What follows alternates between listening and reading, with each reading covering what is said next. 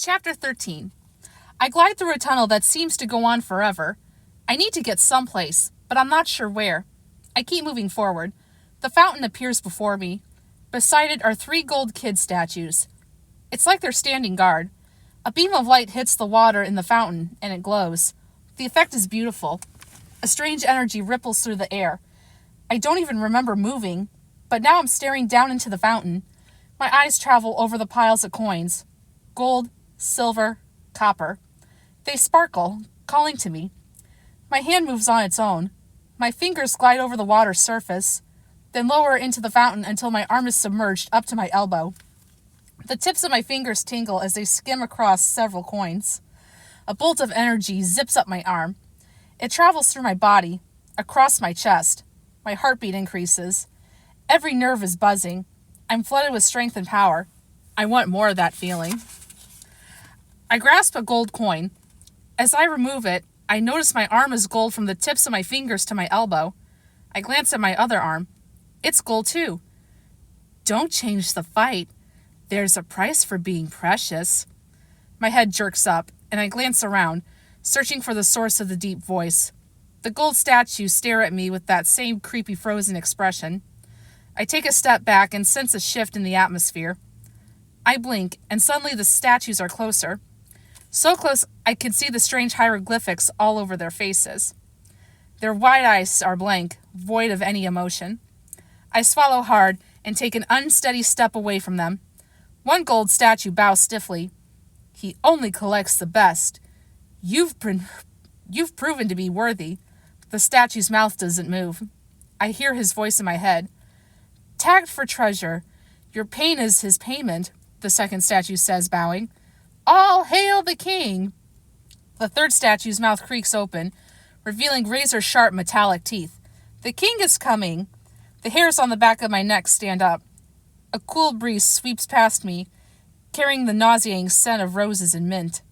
The king is here, a sinister voice says. Suddenly, I'm snatched up in the air with such a force, it takes my breath away. I'm carried high over the castle. I struggled wildly, fighting to get free from the tight grip of the invisible foe. Below, I see several raging fire pits filled with what looks like boiling lava.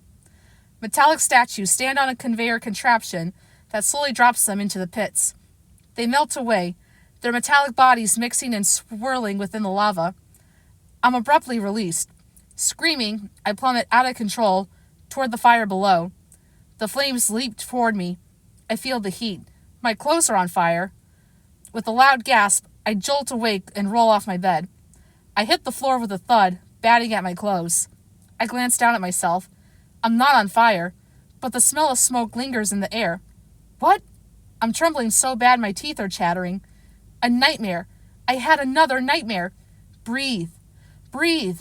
I'm awake. I'm safe. I turn on my bedside lamp. The evil I felt from the nightmare sticks to my damp, hot skin. I raise my hands to wipe away the sweat streaming down my face, and my heart skips several beats. I'm holding something.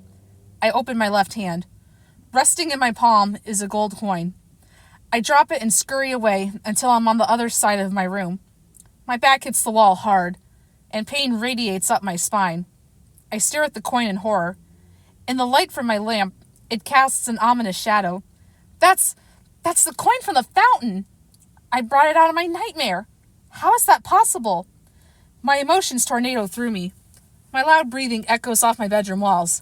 The statues. The king. Worthy. Chosen. Precious. Change. Treasure. I clutch my head as I try desperately to control all the terrifying thoughts battling for dominance, but they only grow more insistent. Out of the corner of my eye, I spot my coin jar sitting near my desk. Everything else in my room fades away. It's just me and the jar. It seems larger. The coin's sparkly. In my head, I hear a faint jingling, as if they are shifting around, calling to me. On weak, shaking limbs, I crawl toward it, even as something screams for me to get as far away as possible. I reach out to touch it, and my hand freezes midair. Among the quarters, dimes, nickels, and pennies, I see a larger coin. It shines brighter than the rest. I empty the jar. The coins flood out across my floor. I gasp as I spot another one of those scary coins from the fountain. 1. My hand sweeps over a pile of coins so they're spread out around near me. No. 2. The pressure in my chest tightens, making it harder to breathe. There's another 1. 3. I fall back, hitting the side of my desk. I've been collecting them. How? When? Why can't I remember? I'm panting, trying to catch my breath, but it feels impossible. I clutch my burning chest. Breathe. Need air. I struggle to my feet, desperate to get to my window. I take a few steps, then fall to my knees. There's a faint buzzing in my ears, whispering. I look across the room and see the gold coin, the one I just brought from my nightmare. Without realizing it, I'm moving toward it. I stop right above it. I gaze down, and my breath catches it as it stares back at me with a twisted grin. A tear slides off my face, hitting the coin. It shimmers brightly. There's treasure in tears, I mumble. The staticky noise increases in my ears, but I can't make out any words. The sound is mesmerizing, and I feel its tightening grip on my mind. It's like the coin is speaking to me. A dark energy radiates from it, filling the room with an eerie vibe that twists my stomach into knots, but I'm helplessly drawn to it like a magnet. As I slowly reach for the coin, the cuff on my wrist shifts on my arm, revealing the bruises underneath. The volume of whispers increases, silencing my thoughts. I grimace. There's a tug of war inside of me, to pick up the coin or to get as far away from it as possible. The pressure is so intense, it feels as if I'm being torn apart. I groan in agony. My hand twitches. The tips of my fingers tingle. I pick up the coin. The moment I grasp it, a jolt of energy weaves through my body. There's a tingling sensation that increases until it feels as if my body is humming. This feeling is calming and disturbing at the same time. My grip tightens around it, and the rope of confusion and fear unravels. There's a peace I haven't felt in a long time, if ever. It's unnatural, but I need it. The voice lowers until they're at a comforting volume. I listen to their message. Valuable, priceless, worthy. I'm filled with a rush of power. I could take on the world and win. Defeat anyone who comes against me. Adrenaline and energy electrify my system. No pain, no weakness, no doubt. I'm amazing. This feeling is amazing. This is what I experience when I'm killing it on the basketball court, only 100 times stronger. My hand tightens around the coin. I want more of this. Bam!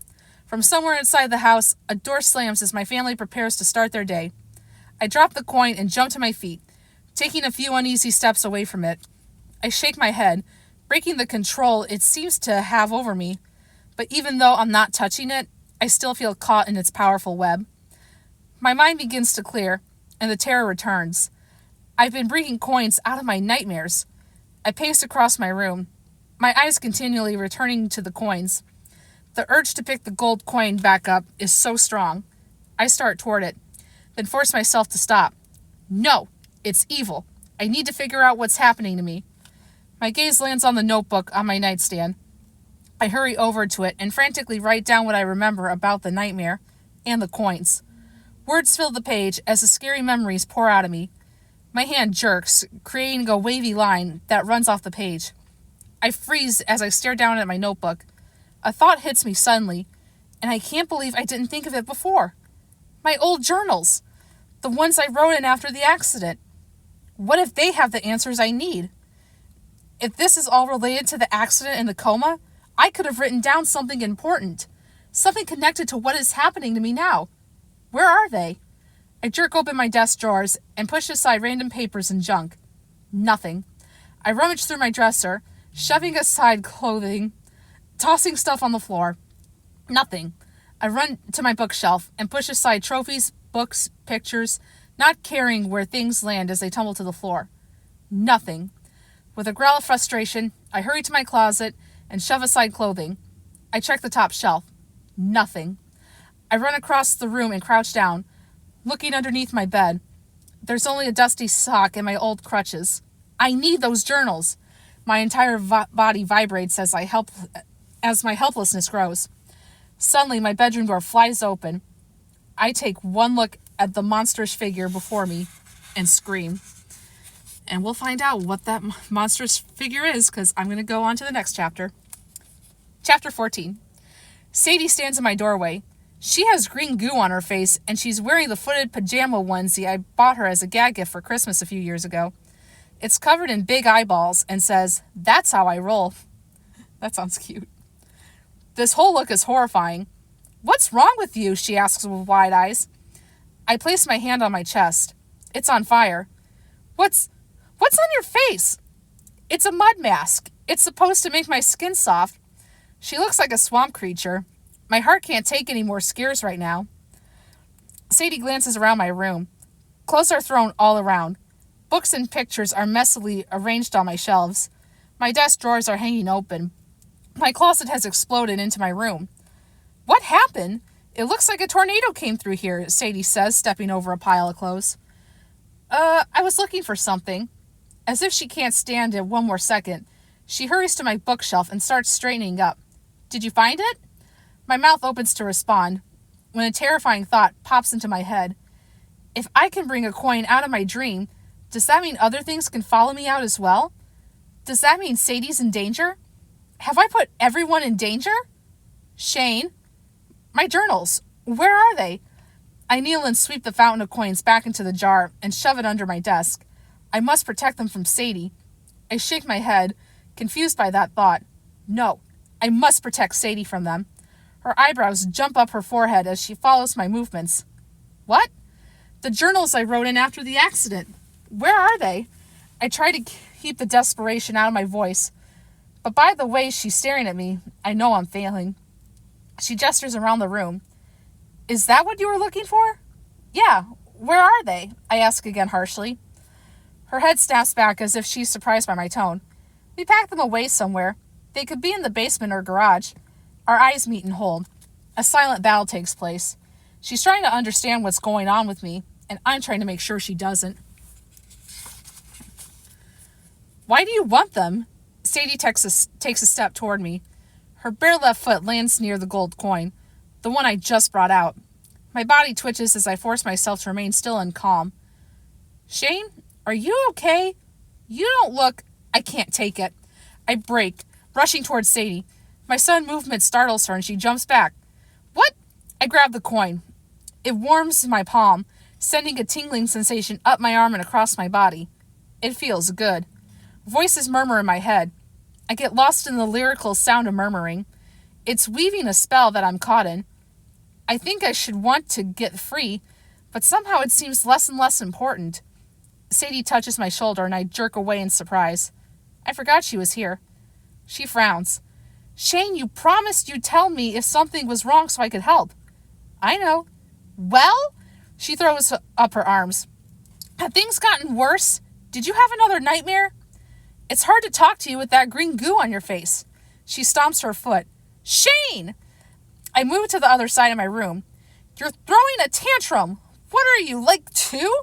She growls in frustration. She's not going to let this go. Part of me is happy my sister cares so much and is determined to help me. The other part of me is annoyed. She thinks she needs to fix this. To fix me. I had another nightmare. I can give her that much. Okay, she says like she's waiting for me to share more. And? My hand flexes around the coin. Nothing. Sadie places her hands on her hips. There's more you're not telling me, Shane. You destroyed your room looking for the journals. I run a hand down my face. You think I don't know that, Sadie? I'm not stupid, I snap, suddenly overflowing with annoyance. The force of it shakes me. My sister's jaw drops. We should talk to Mom and Dad. Is that a threat? What are you talking about? What's wrong with you? Are you going to tell on me if I don't tell you what you want to know? My muscles are so tense my body hurts. Sadie glares at me. It's not tattling. Mom and Dad can help you. I don't need help. I spin away from her and inhale a deep breath. The voices continue to buzz in my ears. I open my palm and stare at the coin. It smiles up at me. An eerie stillness settles upon me. My lips twitch, the corners of my mouth slightly rising. Worthy. Priceless. Shane. What, Sadie? My hand tightens around the coin as I turn to face my sister. I'm fine, she scoffs. Oh, yeah? I'm going through something, but going to tell Mom and Dad right now will only stress them out. Haven't you caused them enough pain? What? What do you mean? I stare at her without responding. She twists her hands. You said you didn't blame me for the accident. I run a hand over my face and sigh loudly. Just drop it. You should go get ready for school. It was my fault, she says quietly, her shoulders slump. I may not have been driving the car, but I was the one who suggested we ride our bikes that day. I was the one who wanted to play tag. I sigh loudly. Look, it's the past. Forgotten. There's no reason to keep talking about it. You're the one who brought it up, she whispers. That means it's bothering you. A part of you does blame me. No, I don't. I'm just tired. I don't know what I'm saying. You sounded pretty sure to me. I don't want to argue with you, I say. Fine. We better get ready for school before Mom comes looking for us. Avoiding my gaze, she walks towards the door. I take a step toward her. Sadie. She hesitates, glancing back over her shoulder. You don't have to try so hard to help me. I'm fine. I hold up my pinky. I promise. She watches me in silence. Her blank expression gives nothing away. Irritation prickles my skin. I'm sorry I snapped at you. I don't blame you at all. Really. I force a smile. The muscles in my face twitch uncomfortably. We're good, right? For a long moment she doesn't respond. Then she gives me a small nod. So you're not going to talk to Mom and Dad? I press. Her shoulders slump and her eyes darken with hurt. Without responding, she walks out of my room and closes the door behind her. The soft click reverberates through the room. With a growl of frustration, I kick at the pile of clothes littering my floor. I pace, my chest heaving. What's wrong with Sadie? Doesn't she know I'm trying to make this all better? If all she had to do is tell me where my journals are, but she kept hounding me for answers I don't have. Suddenly my door flies open again, startling me. I spin around, expecting to see my sister, but my parents run into my room. Dad holds up his phone. You got in! You got in! Mom shrieks and grabs me in a too tight hug. I turn into a statue. She rocks my tense body back and forth wildly. I told you good things were coming for you. What are you talking about? I ease away from her. We emailed the basketball camp to see if they'd allow you to participate during spring break because you weren't able to go last year, Dad says. It was a long shot because there's always a super long waiting list, but they remembered your submission video and were so impressed they made a special allowance and it's all paid for. My jaw drops. No way! I was thinking about reapplying, but I needed some new footage, and that would only happen if I was able to play in some games. They said they couldn't think of anyone more worthy of a second chance to attend, especially after all you've overcome, Mom says as she dances around my room. My mind can't keep up with everything that's going on. One of my dreams just came true, and I'm overwhelmed by the rush of confidence, the power coursing through my veins. I did it! Worthy. The coin warms my palm. I am worthy. Aren't you excited? Dad asks when I stand there, still stunned. Yeah, I didn't expect this, I said. I told you the Johnson family is winning. Mom glances around, and her supersized smile turns into a frown. Your room wasn't this bad last night. I was looking for something, but I'm about to clean up. You have to get ready for school, but when you get home, I expect this room to be spotless, she says. I nod. Okay. We'll have to find a way to celebrate. Dad squeezes my shoulder, then removes his hand quickly. Sounds good. We need to get ready for work, and you need to get dressed for school, Mom says as she pulls Dad toward the door. We don't want to make you late. With a little wave over his shoulder, Dad closes the door behind them. I stand in the middle of my room, trying to grasp what just went down. My hand tingles. I slowly uncurl my fingers and stare down at the coin, resting so perfectly in my palm. The twisted face gazes back at me. Valuable. I want to get rid of it and hold on to it equally. It feels wrong and right. I'm afraid of what it means, and I'm fascinated by the power and approval it emits as it shimmers. Maybe the coin isn't evil. Maybe there's another reason I was able to pull it and the others out of my nightmare. A non-scary reason. I did just get some amazing news, and at my first days of practice, Coach made it seem like I'd played in a game next week. No one expected that. Maybe the coins are lucky. My fingers slowly close around the gold coin. A contented sigh escapes me as a warm, soothing energy fills me from limb to limb, then settles in my chest. A sense of acceptance pumps through me with every slow beat of my heart. It calls me priceless, and I agree. Well, at least we ended with some good news there, but who knows what's going to happen. Join me for chapter 15.